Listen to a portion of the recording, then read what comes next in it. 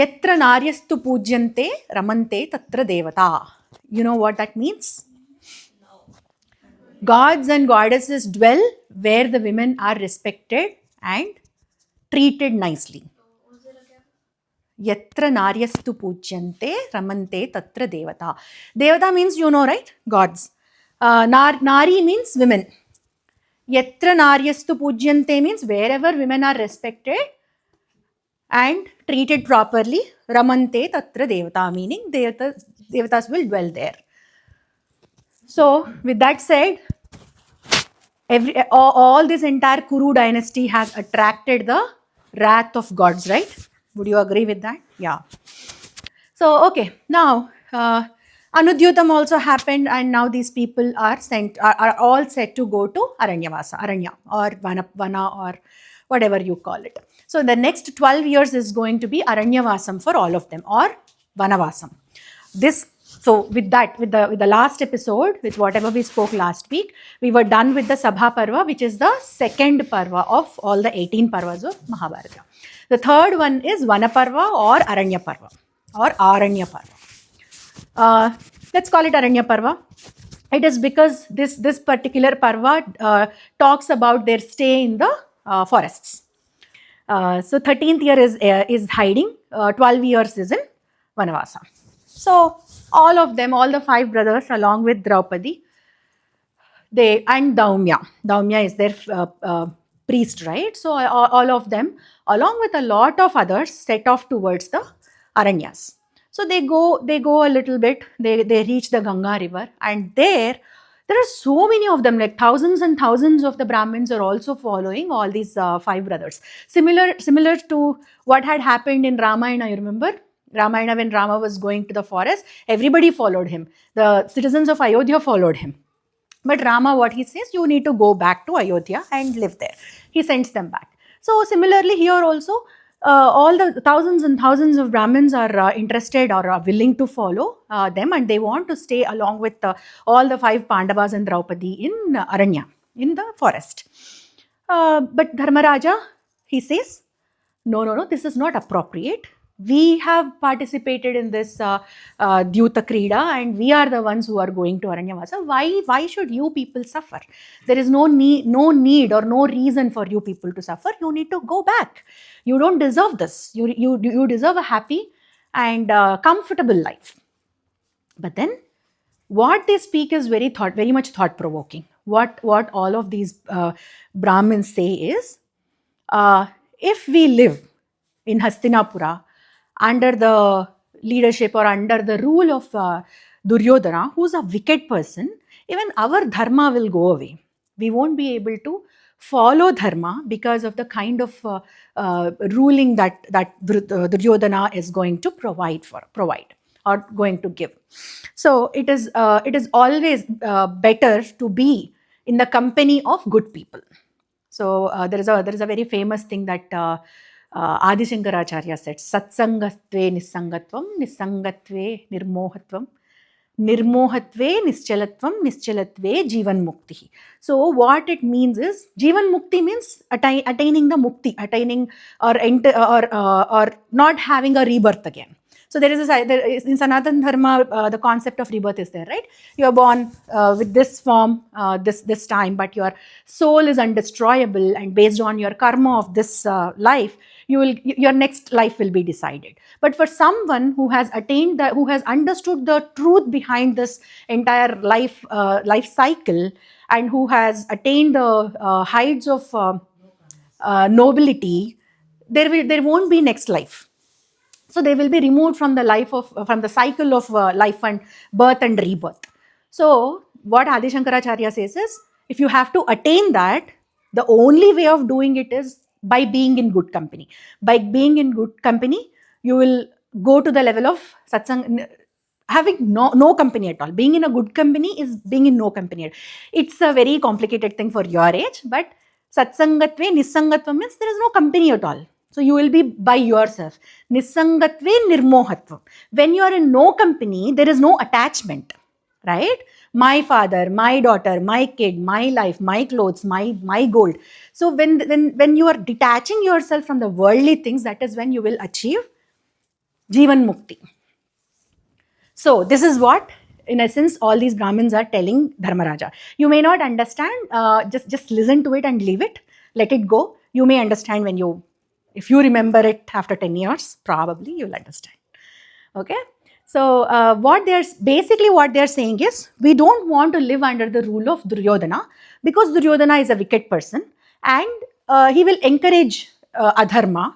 So if the ruler is encouraging adharma, naturally the citizens are also drawn towards adharma and our dharma will leave us. So we don't want to get into the status where we are becoming adharmic. So we want to follow you who are very dharmic in nature. Comfort doesn't mean anything to us. Comfort, as long as you are closer to dharma, that is the comfort. So we are following you, no matter what, we are following you. At that point of time, Dharmaraja actually faints. You know why he faints? Almost faints. Because he is a Kshatriya. His responsibility is to protect Brahmins, cows, and so on and so forth. But he has to protect the people who are following him. They are following him. They are following because of Dharmaraja, right? They are looking at Dharmaraja and his brothers, and they are following. So Dharmaraja has the responsibility of providing for them. If they are following Dharmaraja, he needs to provide for them by providing them food, shelter, everything. What does Dharmaraja have right now? Nothing. Dharmaraja doesn't have anything. So when they were sent, the condition for this game of dice is that Shekuni asks them, tells them that they should be living in forests and they should be eating only the fruits, honey, the tubers that they get, like potatoes and stuff like that you get from the ground.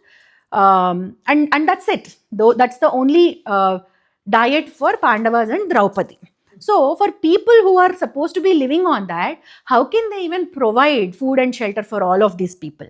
And Dharmaraja's problem is that if somebody, God forbid, if somebody falls sick or if they die, that sin will not only haunt me, but it will also haunt my generations to come.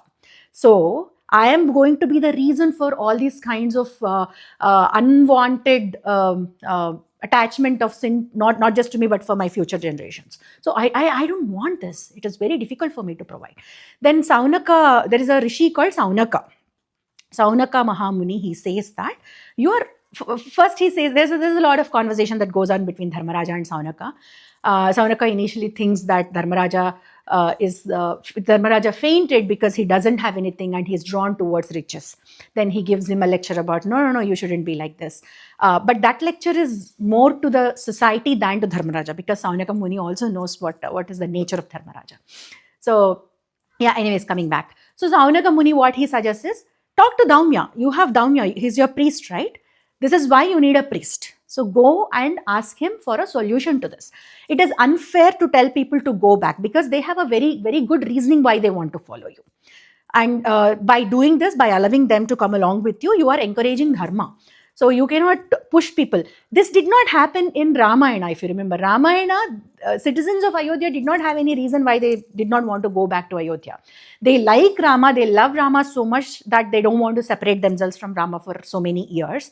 But it is not like Bharata was bad king. Bharata was very good king, right? So people did not have any reason. They couldn't justify why they wanted to follow Rama and not go back to Ayodhya. But here in this case, Dharmaraja doesn't have anything to defend his cousin, his first cousin. His first cousin is a nasty person. So you cannot ask them to go back. So let them come with you. Find a solution. You just need food, right? There will be a solution. There is a solution for every problem. So go and ask Daumya. So he goes and aren't there more things in the forest than the stuff they're only supposed to eat? Yes, but the condition that Sekuni has put for No, Pandavas so can't they give the extra food to the people? How much do you need to procure? There are about 10,000 to 20,000 people. Oh. How much will you procure? How much will you cook? How will you provide? And if you start doing that, that will be the only job for Pandavas. So all the 5 Pandavas along with Draupadi should only be procuring food and cooking for them. Can't the other people cook by themselves? No, that is the responsibility of Dharmaraja. So there are set responsibilities for everybody. They are not, these are the Brahmins who will be involving themselves in, no, that's what I said. Who will be involving themselves in yagnas, yagas, Veda Patana and everything. And because Dharmaraja is the Kshatriya, it is his responsibility. Even if he delegates it to somebody else, it means that Dharmaraja is not providing, right? Dharmaraja is not doing his own dharma. That's what it means at the end of the day. That is what Dharmaraja wants to avoid. So, anyways, they approach Daumya, and Daumya says, the only person who can give you a solution to this problem is sun god. Any guess why? Sun, Suryudu. Suryudu, Adityudu. You gave me the answer in the morning. If nobody has an answer, I'll give you. Okay, you can tell. Give her that. The sun provides energy for crops, and people eat crops. Yeah. So cultivation or anything that grows on the ground, on the plant, is because of sunlight. The photosynthesis happens because of sunlight. So any food that you are eating, even if you are eating meat, right? If there was no sun, that animal would not be flourishing, right? Go and pray sun god for food. That is what Daumya is saying. Ultimately, whether the mode of cooking is not something that I'm talking about. You can light up fire or you can do anything, but you should have something to cook, right? Your mom needs grains to cook you rice, or lentils to cook you something, or something else to cook something, right? Or vegetables to put into it. How do they grow if there is no sunlight? So the source of food for the entire earth, entire living being on earth is coming from sun. So that is why Daumya. Anybody has a question? Okay, just keep it. So that is why Daumya suggests that he should pray to sun god. So they pray to sun god. Who's he? Dharmaraja prays to sun god, and there is 108 namas of sun god that come in this context. He prays him with all those 108 different kinds of names, praising to sun god, and sun god appears in front of him and he gifts him a bowl called Akshaya Patra. So what he says is, you cook something and put in Akshaya Patra, that becomes endless. So you say Draupadi cooks some rice and some dal and puts into it, and she keeps serving.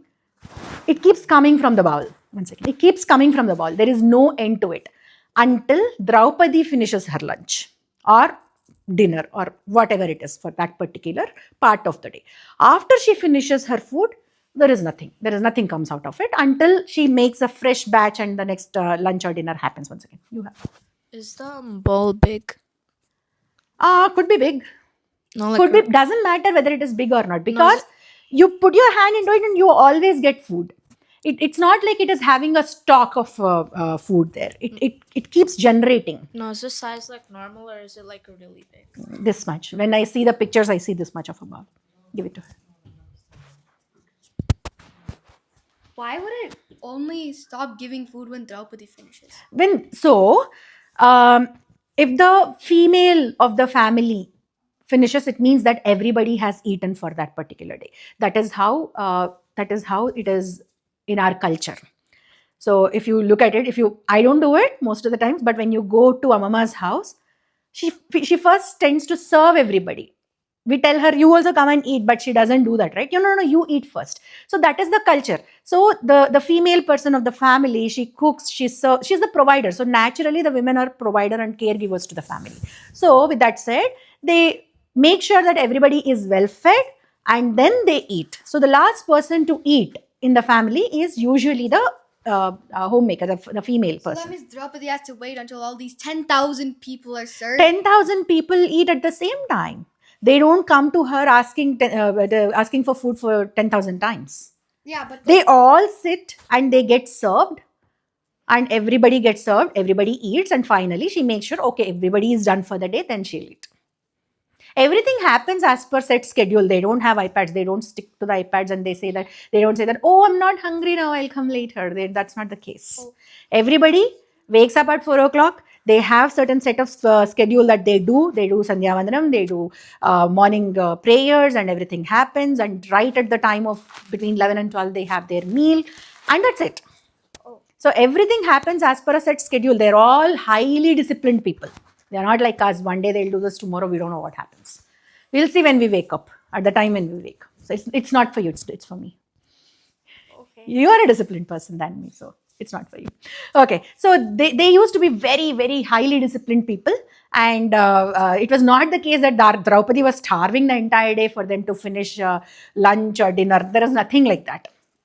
Everything happens as per set schedule. Okay, so coming back to Akshaya Patra. Akshayamu means there is no end to it, limitless, endless. Akshaya Patra means that gives food endlessly. Patra means vessel. That gives you so much food endlessly. So with that said, the biggest problem is solved, and all of these Brahmins, whoever wanted to follow Dharmaraja, are with Dharmaraja. They